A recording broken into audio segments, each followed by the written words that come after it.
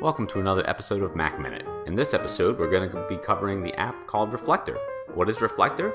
Well, it's a great little app that allows you to AirPlay right from your iOS device over onto your Mac, using your Mac as an external display.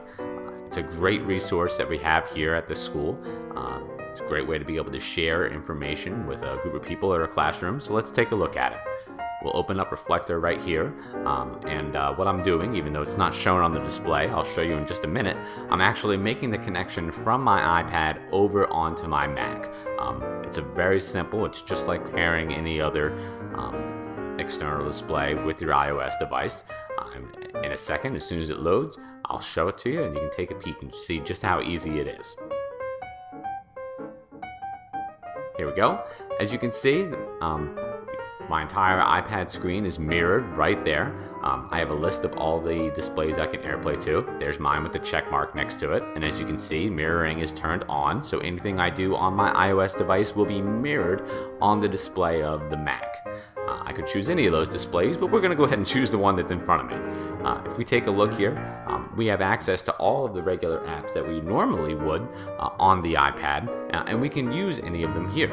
If we go over into Safari, we can share a website with somebody, likewise with any app that we wanted to share in front of a group of people on a screen. What's nice is that this will actually work in conjunction with your smartboard. If you have your Mac hooked up to a smartboard, you'll be able to view all of this video on the screen. This is Posty. It's one of our photo sharing apps. You can sneak in here, view everyone's live stream, see what people are posting about. You can check out the leaderboard. I'm actually in third place. I've got to catch up. You can basically see how Reflector works. You can move the iPad around the screen. One of my favorite features is that you can actually kind of black out what's going on behind Reflector. You can kind of really bring the focus into Reflector and what you're doing on the iPad itself.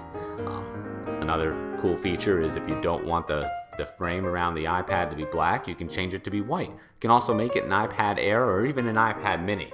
It's pretty cool. It's really a neat little extra that they throw in there to give you the experience that you're using one of these devices while you're looking at it on the screen.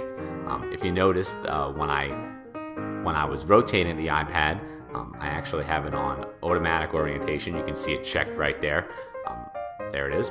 I can, as I'm turning the iPad physically in my hand, and it's turning on the page, which is really cool. You can even see that dynamic background shift around as I tilt the iPad. You can see the back move. You can turn that off in settings on the iPad itself, but it's a great feature that we have. Anytime you're done, you want to hit Close Connection. So if you just click on it right here, and then you're going to go ahead and click up on Reflector and quit the app. This is important, that way people can't AirPlay to your display during the day.